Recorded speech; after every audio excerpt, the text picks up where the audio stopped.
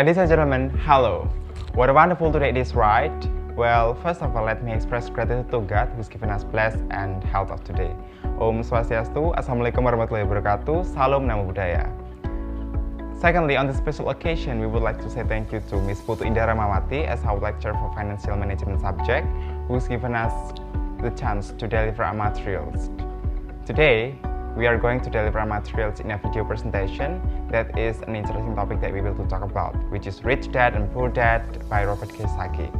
But before we begin our presentation, let me introduce my team first, starting from myself. My name is Bibi Santoso and I'm pleased to have Stanye Valencia, Gede Tindi, and Kadek Murah Sukamarta that will accompany you during this presentation as well.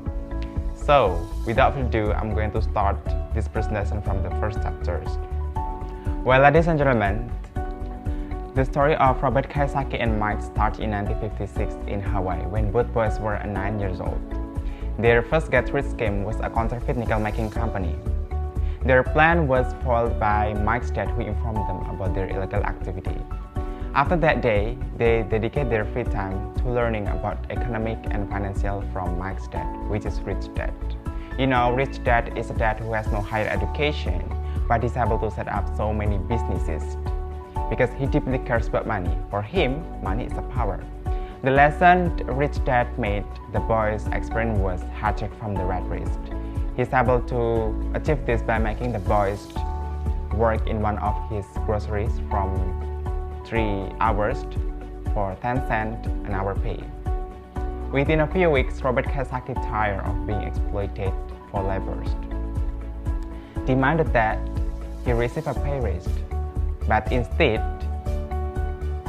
Rich Dad cut his pay and told him to work for free. Wow! Eventually, this case made the boys tired of being unappreciated and unpaid. Then finally, they meet individually with Rich Dad.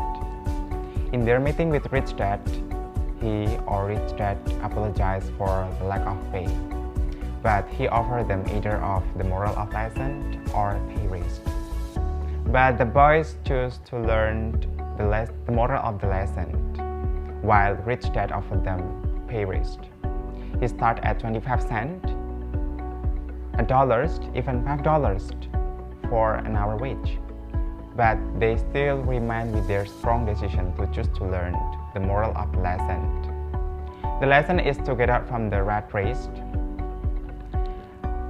Instead of spending your whole life working to put your little money in your pocket. Out of all, the lesson were touched to the boys by Rich Dad, and this one was the important. Well, Robert Kiyosaki dad is a poor dad. Poor dad is a dad who has a highly educated professor. He always got a scholarship in education because he was education oriented, but he doesn't care about money. Although both dads worked hard, I noticed that one dad had a habit of putting his brain to sleep when it comes to the money matters, and the other dad always exercising of his brain. So one dad recommend study hard so you can find a good company to work for, but the other dad recommend study hard so you can find a good company and buy it. And one dad believe our home is the largest investment and the greatest asset, and the other dad believe my home is a liability. So if your home is the largest investment, you are in trouble. Poor dad taught how to write an impressive resume so you can find a job, and the other dad taught how to write a strong business and financial plan so you can create a job. Poor dad always says,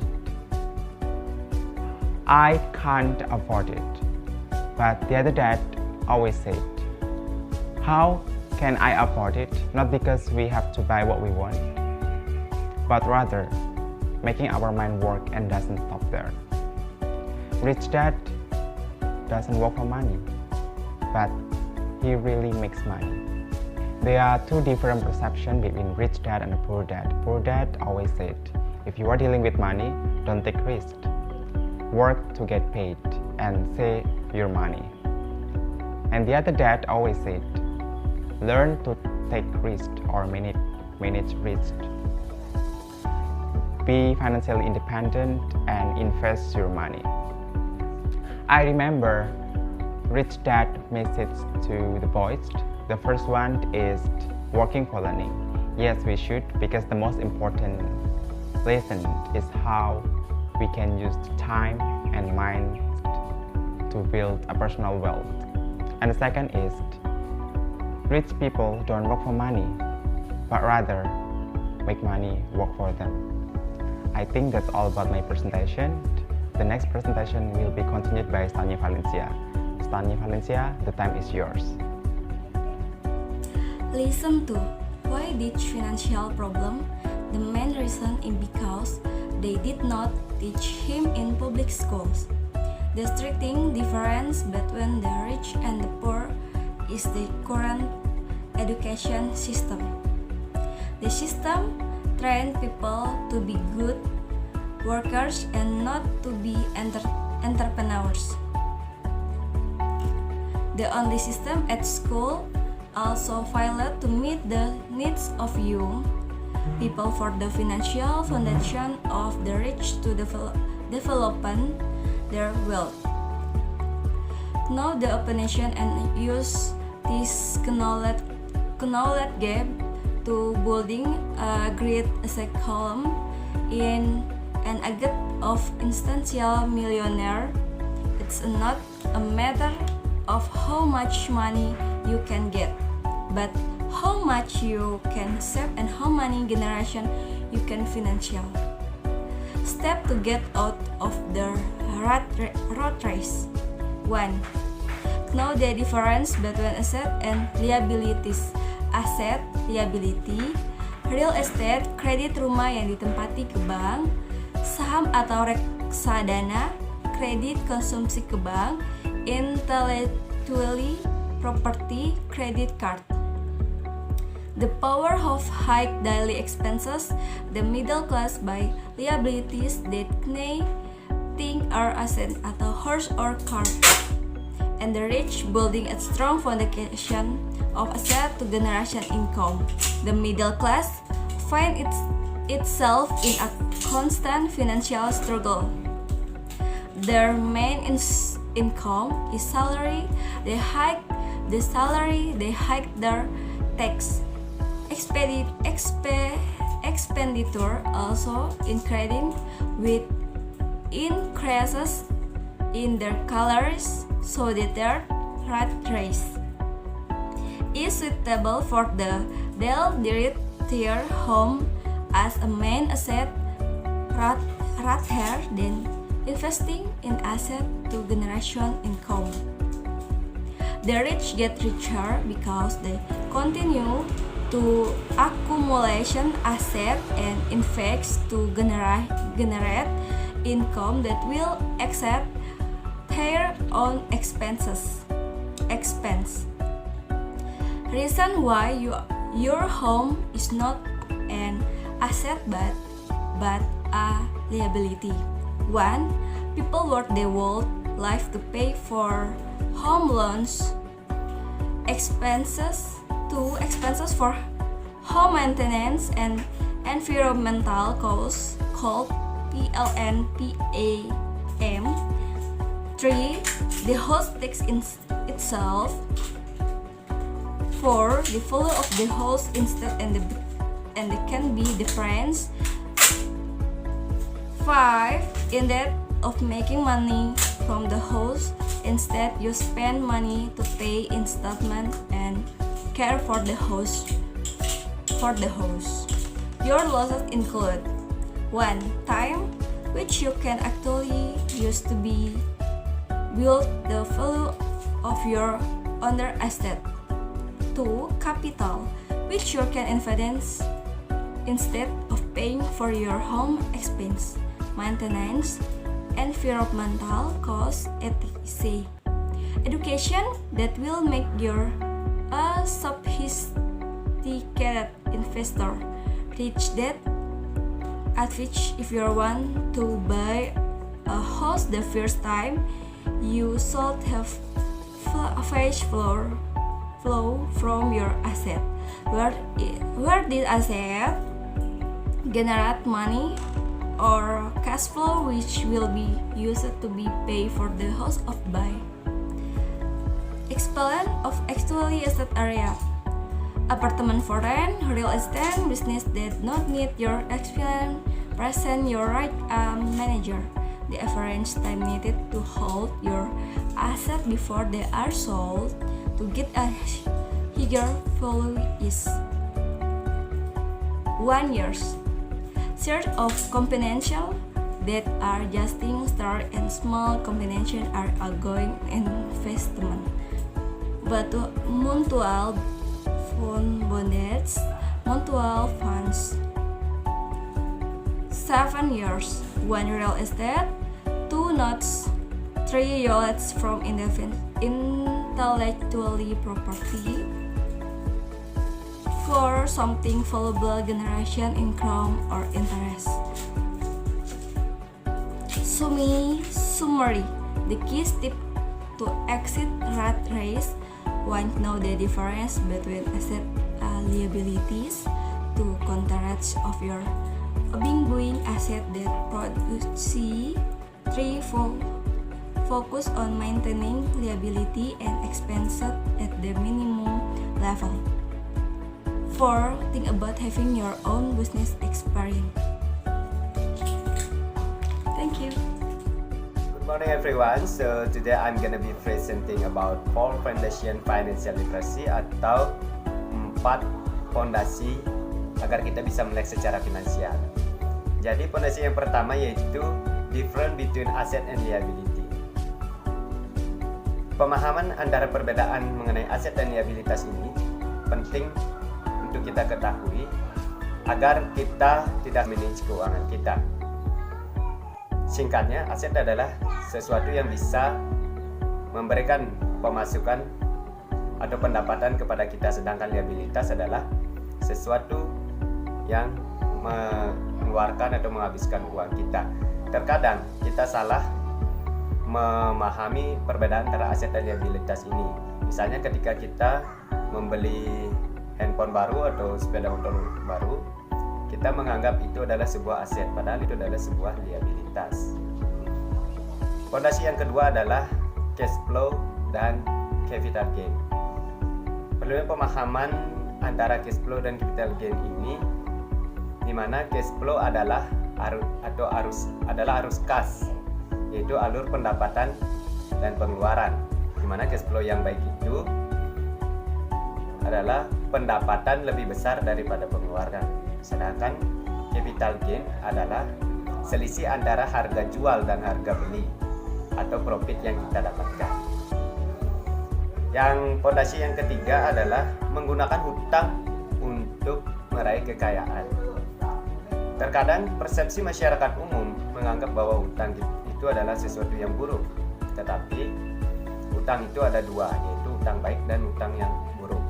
Ketika kita bisa menggunakan hutang dengan baik, maka hutang itu bisa membuat kita menjadi kaya. Misalnya dengan menggunakan uang bank untuk membeli real estate atau properti lainnya. Yang terakhir adalah menentukan keputusan finansial kita sendiri atau make your own financial decision, yaitu kita harus bijak dalam menentukan keputusan finansial kita. Misalnya kapan harus menggunakan capital gain, kapan harus menggunakan cash flow, tahu perbedaan antara aset dan liabilitas, dan bisa menggunakan uang dengan bijak. Well, so now we are talking about the concept. There are 5 concepts you should know about that. Number 1, to become a financially secure, a person needs to mind their own business. It's mean if you want to be a rich and financially secure, you must have a financially flow or other works beside your main job. It means you should be focused to your own business and improve the asset, and from the asset you will get a benefits. And the second, the rich focus on their asset columns while everyone else just focus to their income statement. So now we are talking about the difference between financially person and financially literate and who are financially blind. Let's say, for example, the rich and poor people get a salary $20 a month. The rich people will think and use it, that $20 to make or buy an asset, and they will waiting for the asset to make it a profit. From the profit they will can buy something and get more money. But the poor people is contrary. The poor people will use it the first $20 for just happiness. They never think what the ends. And the conclusion, the ends, the poor people will get nothing, but the rich people will get luxury things, and then will get more money, everything. And the third, financially struggle is often directly to the result of people all their lives for someone else. Many people will simply think and have nothing at the ends of their working day to show their effort. When someone focuses on working to another people's, but they even think about their own business, they will have nothing at the end. Because if you working to another people, you just focus to make your boss rich, your friend rich, and another people's, but your income it's only for pay a tax and debt. And next, an important difference between rich and poor people. The rich people always buy luxury something at the end, but the poor people is contrary. They are always buy a luxurious thing at the first. And the big question, why the rich people always buy luxurious somethings at the end? Because they will improve an asset and then waiting for the asset make it a profit, and then the profits they will use it to buy a luxury something. But the poor peoples, they never think about that. For example, I give you an example. Poor people's income will be luxury things and will be the rich people income will be asset, will be profit, and the ends will be a luxury thing like a car, something like that.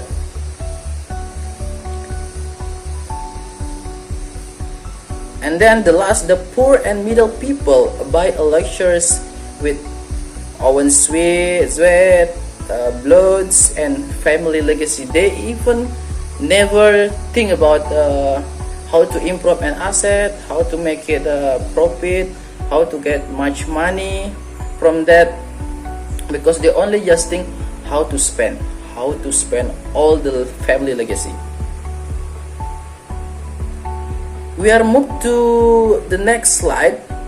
Recroxages. Most people, your profession will be your income, but the rich people, your asset will be your income. It's mean poor people, the higher job or position on their work or place work will get a great income, all the big income. But the rich people is contrary. The rich people only focus to the damn asset or their asset. The large and more asset will be get a great income. Next, we are going to the rich people. It's about rich people. Rich people mostly they only focus to their own asset. And then let's start to make a business and then start to buy a real asset, and do not buy useless things like a car at the first. Well, ladies and gentlemen, that's all about our presentation. We do hope you can absorb well and get to know more about what we presented.